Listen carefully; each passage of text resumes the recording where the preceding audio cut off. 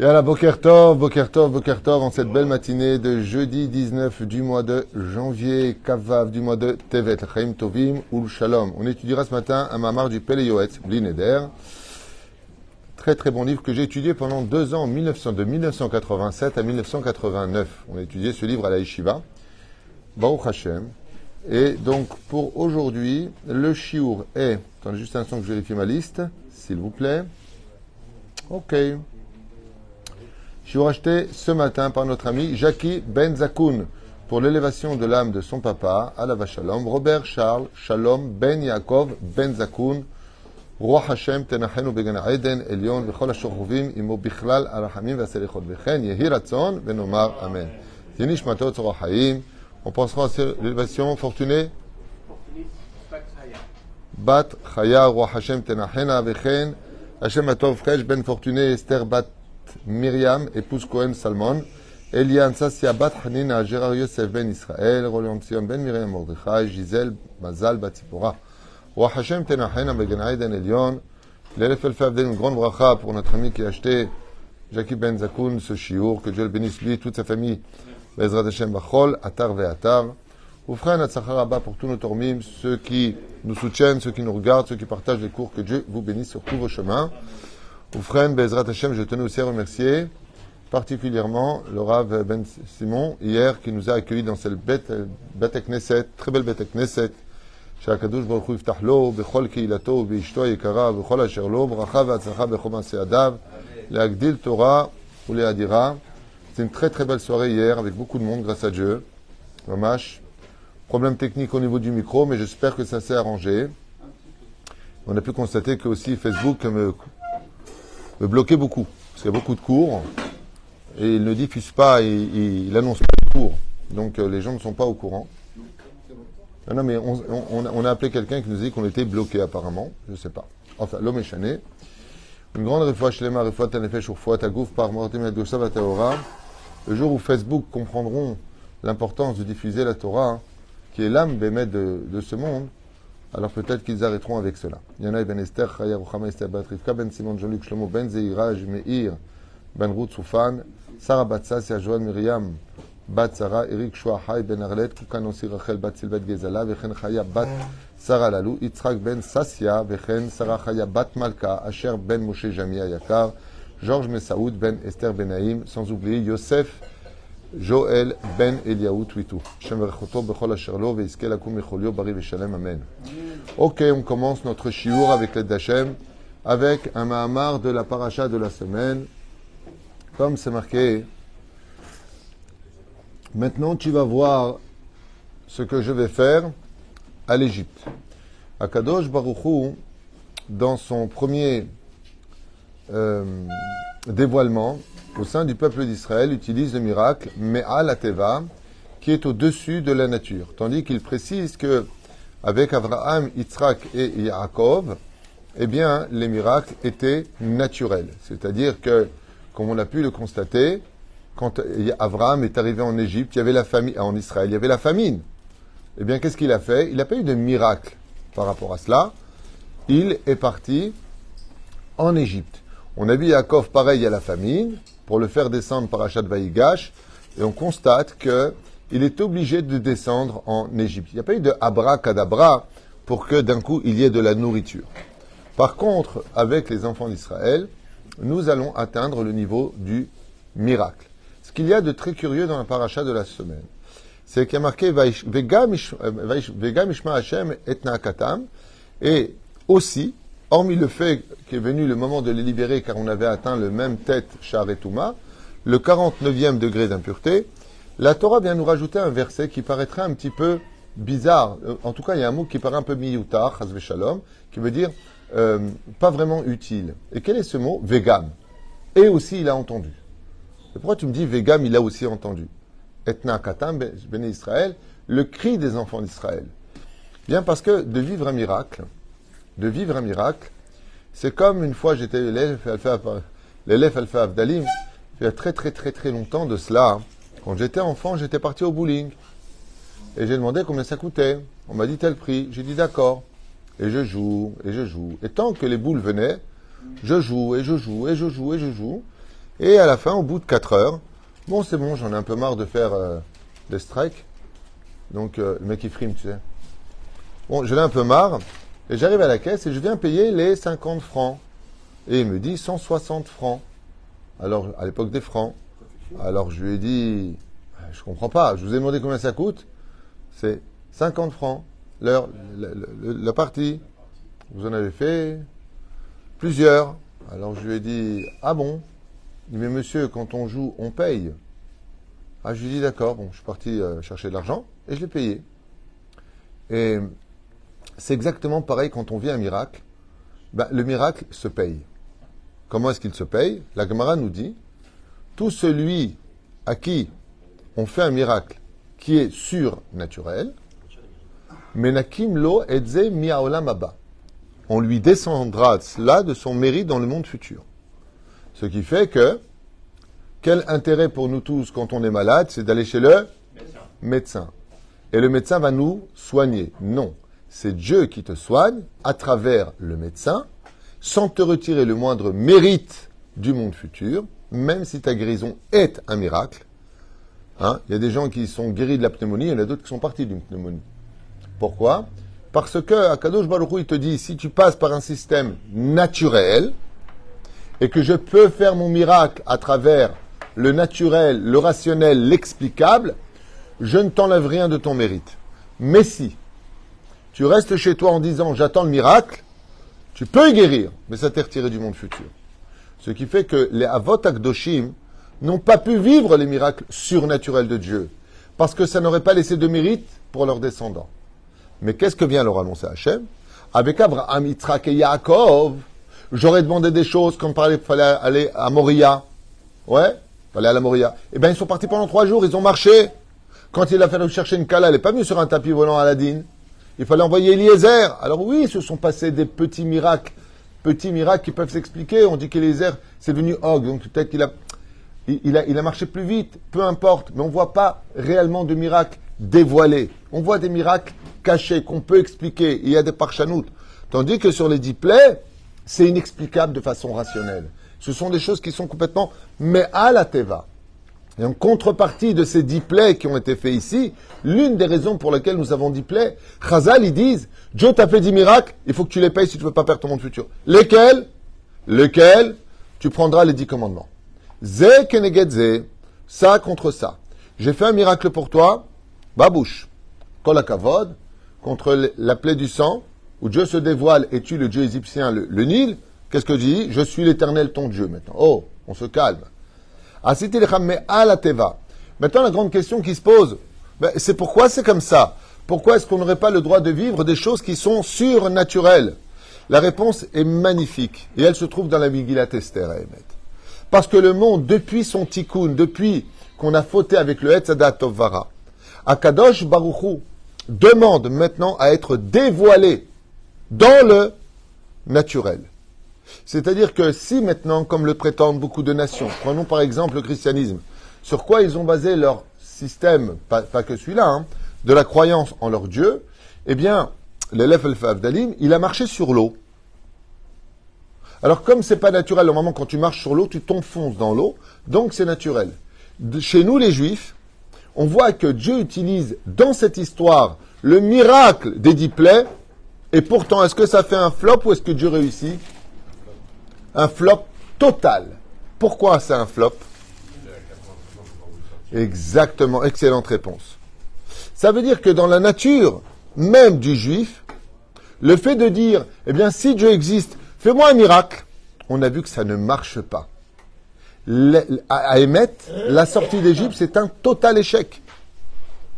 C'est un total échec et c'est pour ça qu'on mange le maror. Comment tu peux te rappeler du maror de l'Égypte en souvenir de qui? Des coups qu'on a pris qui nous ont tués Bassof en Égypte, malgré les miracles qu'on a vécus. Deuxième coup, on a eu un miracle extraordinaire et ça a fait un flop total. Lequel? Bonne réponse.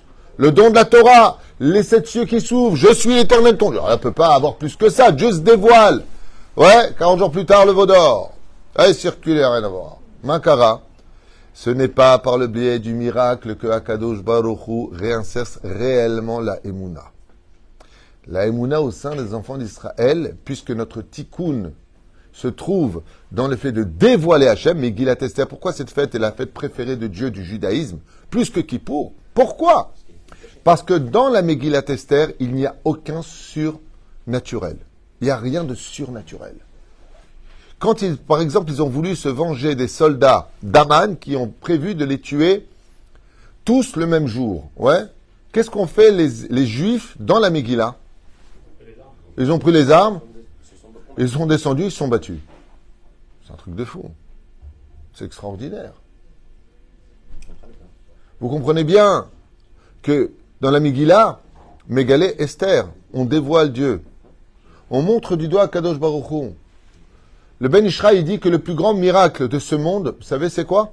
Le Ben Ishraï, il dit, le plus grand miracle de ce monde, il ne dit pas exactement dans ces mots-là, mais c'est ce qu'il veut dire, c'est d'aller aux toilettes. Tu vas voir quelqu'un, tu reviens des toilettes et tu as réussi? Ouais. Waouh! Quel miracle! Il dit, c'est la bracha la plus puissante de toutes les brachot. En yoter gadol mize, asher yatzar et adam bechokma, uvoravo nekavim nekavim chalulim chalulim, galou veyadua. Waouh! Quelle naisse! Quand tu demandes et tu vois, une fois le Rav Zamir Cohen, que Dieu le bénisse, je me réchauto bechol à Charlot, il a fait une vidéo merveilleuse avec des médecins, comme dans un dessin, un schéma. Qu'est-ce qui se passe du moment où tu manges jusqu'au moment où ça sort? Tu dis, mais c'est pas possible, il y a des ouvriers à l'intérieur. Je ne sais pas si tu comprends. La nourriture arrive dans l'estomac, déjà elle passe par l'œsophage. Juste déjà ici, tu as un petit lapet comme ça, jusqu'à toute vitesse, d'accord? Si Chaz Veshalom, il va à droite ou à gauche, vous savez ce que ça veut dire? S'il ne va pas au bon endroit au moment où tu manges, il est obligé de couper la respiration. Parce que si tu respires, ça va dans les poumons. Et si au moment où tu manges, dans le dessin, tu respires, la nourriture va dans les poumons. Si ça va dans les poumons, tu meurs. Tu t'étouffes. Tu bois. Si ça va pas du bon côté, style, quand ça descend, il faut bien que ça aille quelque part. Je respire par le même endroit. Je respire par ici. Quand je mange, ça passe par le même endroit, c'est le même couloir. Il y a un flic au milieu. Papier, s'il vous plaît, c'est de la bouffe. Ok, toi, tu vas à gauche. Hoppa! Vous êtes qui, vous? L'air. Tu manques pas d'air. Toi, tu vas à droite, ça va dans les poumons. Vous avez déjà vu quand quelqu'un respire et boit en même temps que ça va un tout petit peu dans les poumons, qu'est-ce qu'il fait? Il tousse. Pourquoi tu tousses? Et ça remonte. C'est parce que tu as des flics aussi à l'intérieur, des soldats dans les poumons qui disent, oh les mecs, on a un peu d'eau. Ouais, qu'est-ce qu'il y a? Ben, on va pas mourir noyé, hein, on va le sortir. Il vient avec des seaux d'eau, et hop, il retire. Et hop, il retire. Mais c'est un truc de fou. Ça arrive dans l'estomac. Alors, tu as Auguste qui est sur le côté qui dit, hop, amène l'acide citrique, les mecs, qu'est-ce qui se passe? On a de la bouffe. Allez, hop, c'est rien à voir. Le muscle, on a l'explication. Tu as des produits qui sortent. Maintenant, vous vous rendez compte? On est dans l'estomac, ok? Et c'est de l'acide. Normalement, qui devrait... Attendez. Regardez miracle, juste comme ça, je fais une parenthèse dans le chiot, mais c'est tellement beau, m'dor aliana. Ouais? Tu as mangé un steak. Pour digérer ce steak, tu as de l'acide qui rentre dans l'estomac. D'accord? Mais dans quoi il est l'acide? Ben, dans l'estomac. Et c'est quoi l'estomac? C'est de la viande. C'est-à-dire, l'acide, il dit à l'autre, eh Robert, tu touches pas aux parois, ça c'est l'estomac. Mais c'est un truc de fou.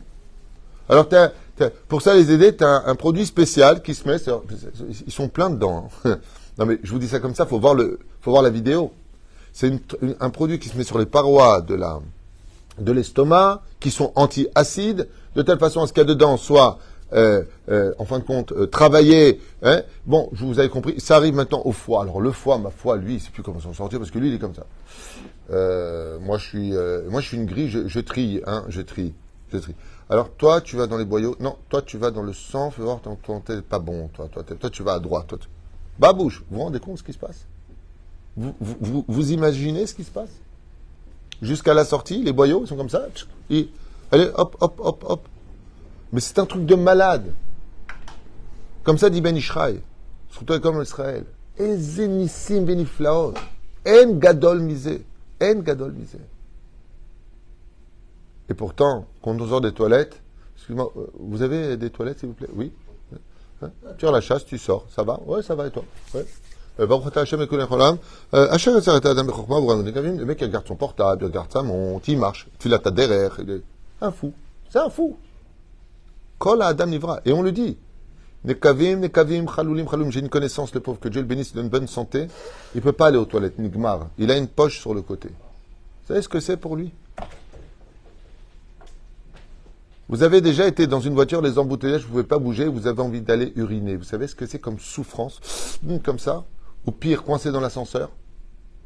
Chez Mishmor? Ouais. Et tu te retiens de pisser? Ouais. Vous vous rendez compte de quoi on parle? Quelle souffrance ça représente? Il n'y a que quand ça nous arrive, que quand on peut enfin y aller, on est comme un fou. Moi, j'ai un ami ici à Ashdod. Pendant des jours et des jours, il n'arrivait pas à aller aux toilettes. Il est rentré en urgence à l'hôpital. Il tremblait. Il a fait un éder à Dieu.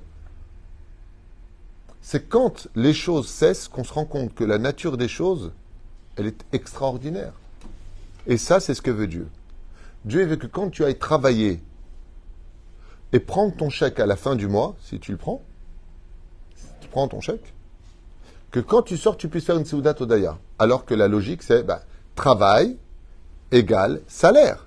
Donc quand mon patron me paye, je lui dis bonjour par politesse. Mais il me doit cet argent. J'ai travaillé pour cela. Ouais. Tu sais combien Dieu a fait du miracle pour que tu trouves ce patron, pour qu'il lui donne du travail, parce qu'il n'a pas de boulot. Il ne peut pas te payer, tu vas te faire licencier. Comme aujourd'hui, Microsoft, il est en train de... Rien que ce matin, il a renvoyé 10 000 personnes. 10 000 personnes, il parle de 50 000 licenciements. Des techniciens et des machins.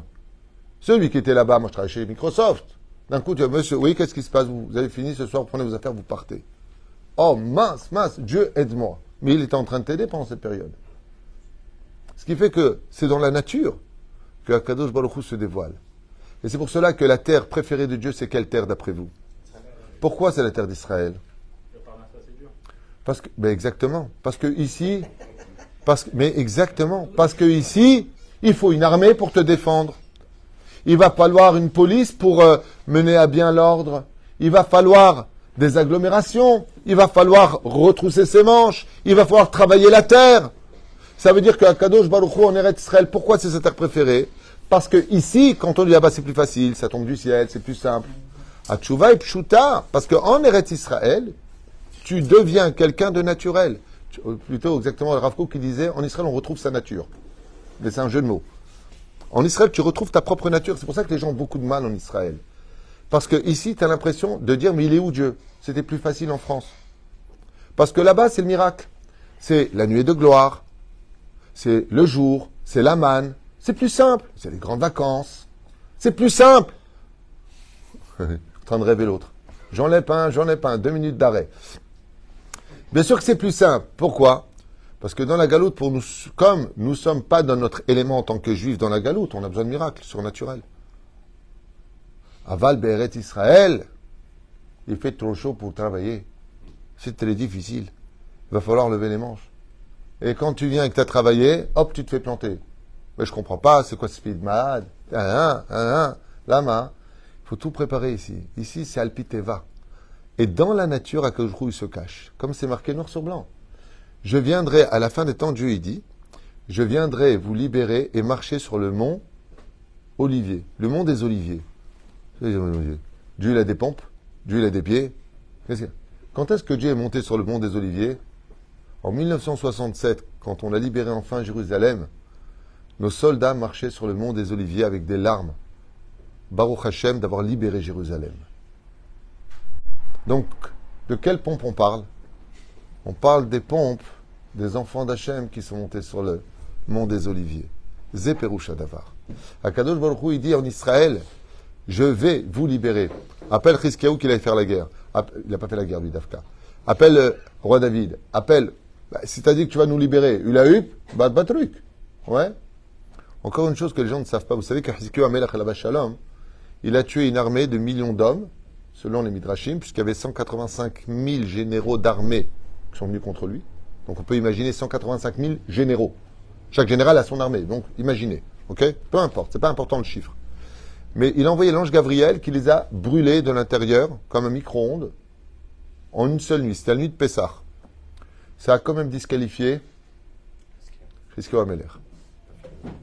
Alors, le pshat, c'est parce qu'il n'a pas chanté le Hallel sur le miracle qu'il a vécu. Le vrai problème, c'est qu'il y a eu un miracle surnaturel en Eretz Israël. Zedavar Shulotov. Le salaire que nous avons dans l'absolu, c'est quand on nous fait la guerre de sortir en guerre. le salaire que nous avons. Alors attention, grâce à la Torah et au mitzvot, grâce au fait d'être Shomer Shabbat. Aval, comme on a vu les Hashmonaïm, qui sont sortis en guerre. Ils n'ont pas lancé du sable et ça s'est transformé en missile. Non. Les éperouches, c'est d'abord pour lequel, ici, Akadosh Baruch Hu va nous apprendre un degré d'émouna qui est très risqué, très très important à comprendre. Je vais faire des miracles qui sont surnaturels. Et on verra une chose incroyable, c'est que malgré tout ça, ça n'a pas abouti à une émouna permanente. Par contre, d'être capable de remercier Hachem dans la nature des choses, parce que j'ai compris que de me lever de ma chaise, que de pouvoir parler avec mes lèvres, que de pouvoir voir avec des yeux, de pouvoir entendre avec mes oreilles, que de vivre cela, c'est un miracle. Et je dois rien que pour ça remercier Hachem à chaque moment de ma vie. Kol Shamat Alléluia, Alléluia. La Gemara, elle dit rien que de respirer. C'est un miracle tellement grand que, normalement, chaque respiration devrait dire Toda Rabba Hachem. Vous vous rendez compte de quoi est-ce que l'on parle? Cette émouna-là, elle est éternelle. Et cette émouna mène au miracle de quoi? De la résurrection des morts. Je crois qu'on a vu hier Rabbi Chanan Mendoza, il a dit, Mazemeshane, tu t'es trompé, tu as mis du vinaigre, ou ils mettent de l'huile, Mazemeshane, que celui qui a ordonné à l'huile de brûler, il ordonne au vinaigre de brûler. C'est l'Omeshane. Celui qui croit dans ce monde que c'est son patron qui le fait vivre, c'est quelqu'un qui n'a rien compris à sa vie. Rien compris. Rien compris. Si tu as peur de perdre ta place parce que tu travailles pour des voleurs, tu n'as aucune émouna sur ta tête. C'est pas lui qui te paye, c'est Dieu qui t'envoie l'argent. Lui, c'est l'intermédiaire. Dans le cas échéant, même pas. Mais enfin bon. Les épérouchador pour lesquels, Béhémet, un homme, il doit être conscient. J'ai un ami qui est venu me voir pour le 10. Il est venu un petit peu en retard pour voir où est-ce que j'en étais avec la Brechim. Mais comment vous avez fait? Je dis, j'ai appelé Dieu. Le 10 du mois, on a réussi à payer tout le monde et c'est très difficile. Entre l'argent qu'on doit mettre de côté pour le binyan, entre les familles qui n'arrêtent pas d'appeler ma collègue, entre les sorties des frais d'ici, c'est une usine de mitzvot non-stop. C'est pas une Ferrari, c'est une fusée ici. C'est du kérosène qu'il faut pour pouvoir. Tellement on a de monde, tellement on a de demandes, tellement. Et à chaque fois, je lui ai dit hier, il est à mon bureau que Dieu le bénisse, c'est un très bon ami que j'aime vraiment très fort. La personne, elle vient d'arriver de Paris. Première chose, il vient me voir. Le Hitzter a apporté sa contribution. Je lui ai dit, j'ai Dieu. Akadosh Baruch Hu. C'est pas t'arrives et tu trouves l'argent sur le bureau pour payer tout le monde, hein, je vous l'affirme. Hein, c'est pas des petits lutins qui viennent du ciel. Non, c'est des humains qui viennent les uns après les autres, mais je ne connais pas spécialement. Et en fin de compte, quand tu arrives à la fin, hop, le dit, j'ai pu payer tout le monde. Nes Gamour. L'âme. Parce qu'Akadosh Baruch Hu, il veut ça. J'ai un grand miracle. Ouais. Il y a eu ça et ça. Et voilà, toi, tu es venu. C'est un grand miracle. Qu'il soit venu, c'est pas. Lui, il est venu, il a payé. C'est facile à dire. C'est un miracle qu'il soit venu. Vous savez pourquoi? Vous savez combien de rabbanim auraient pu l'arrêter sur la route? Vous savez combien de personnes auraient pu lui dire? Peut-être une facture qu'il n'avait pas vue, hop, il ne peut pas la payer. Comme à Kadosh Baruch Hu, c'est l'Onusiminiflaot. Tu es dans ton bureau, en train d'appeler quelqu'un. Si tu l'as pas au téléphone, maintenant, tu perds une affaire très importante. Tu l'appelles au téléphone et il te répond. Ah, comment ça va? Je suis content de t'entendre. Ok? Je voulais te parler de ça et ça. Je t'envoie le mail, tu me le signes, c'est bon? Il te dit, c'est bon, il n'y a pas de problème. Mais imagine qu'à ce moment-là, tu l'appelles, c'est primordial de l'avoir. Tu ne peux pas attendre, sinon tu perds la iska. Et quand Dieu veut pas qu'est-ce qui se passe? Il a besoin d'aller aux toilettes. Ou alors il avait qu'un rendez-vous. Ou alors. Vous savez combien d'organisations il y a dans le ciel pour que dans la journée, les miracles que vous avez besoin cachés de vivre, pour vivre, Dieu est derrière chaque chose, chaque détail. Et la naissance d'un bébé, c'est pas un miracle. Avec des bras, une tête, un cerveau, des yeux, la naissance d'un bébé. La naissance d'un bébé. Nachon, tout est miracle. C'est pas un miracle. Ken.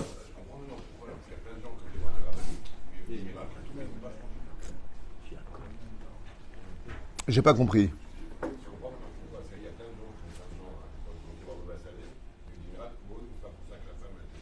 Absolument. Mais absolument. Et ce que tu dis est tellement vrai. C'est vrai qu'on est parti voir beaucoup de grandes sadikim qui ont fait de grands miracles et ils n'ont pas pour autant changé.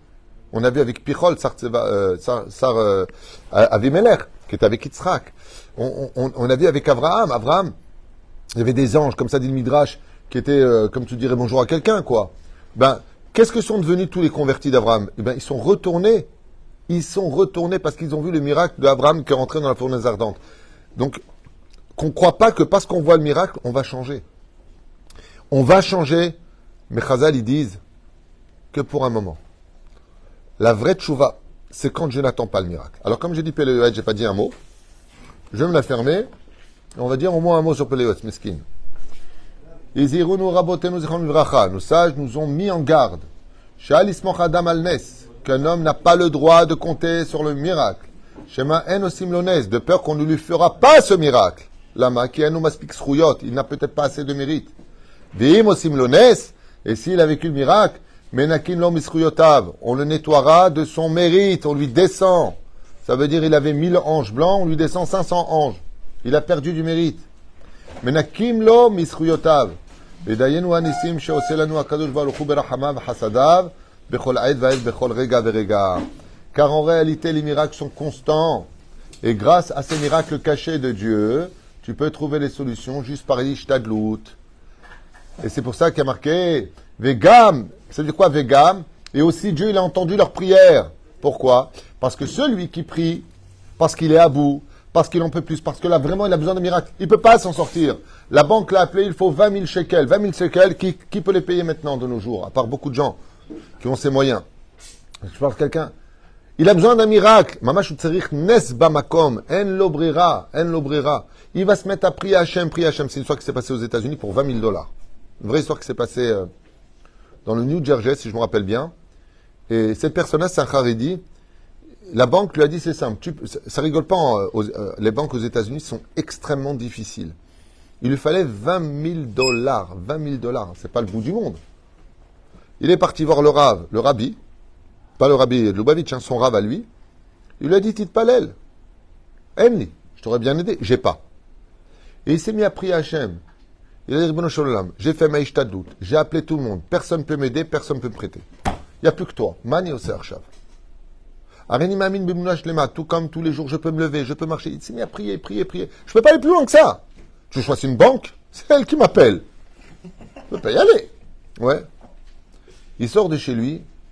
Au moment où il sort de chez lui, il y a un facteur qui arrive et qui lui tend un mivrak, ouais, un recommandé. Ouais.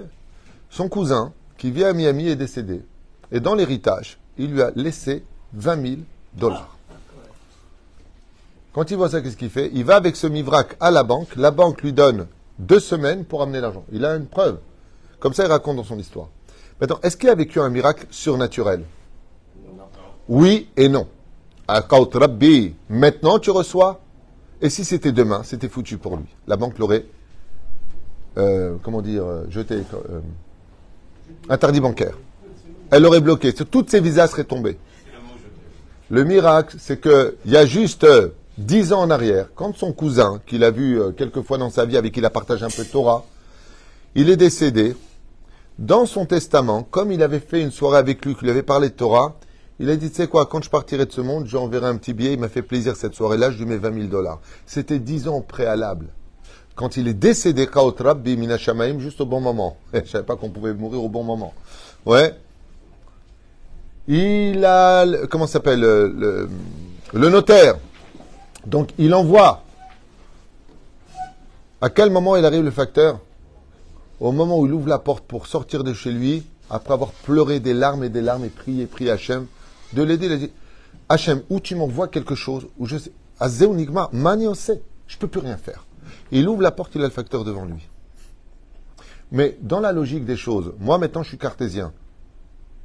Quand tu priais, il était déjà sur la route, le facteur. C'est pas parce que tu as prié qu'il est descendu du ciel. Akadosh Baruch Hu qui sait tout à l'avance. Il sait que tu allais prier, que là maintenant, grâce à tes prières, il a entendu leurs prières. Alors bien à l'avance, 80 ans avant, il a fait naître Moshe Rabbeinu, 80 ans avant. Akadosh Baruch Hu Michin Troufa Lamaka. Il prépare le médicament 80 ans avant, pour qu'au moment où ça se rencontre, Kaut Rabbi, là où il ouvre la porte, il a le facteur devant lui qui lui présente. Oh, c'est une très bonne question. Tu veux que je te dise une chose? Si il n'avait pas prié, ce qui se serait peut-être passé, c'est que le facteur, il a dit, bon, mais puisque je suis marché de rue, je vais tout finir d'abord. Il lui suffit d'arriver 1 minute en retard pour que tout le miracle s'effondre. La plus grande puissance de Dieu, c'est le moment des rencontres. C'est comme dans les couples, quand je dis, comment vous vous êtes rencontrés? je suis parti avec mon cousin et au même moment est venue sa fiancée, elle avait sa cousine. Et si sa cousine n'a pas pu venir, et au même moment, et si toi à ce moment-là t'as pas pu, tu l'aurais rejoint 1 heure plus tard. Ce qui a le plus grand miracle, c'est une chanson très connue. Comme par hasard.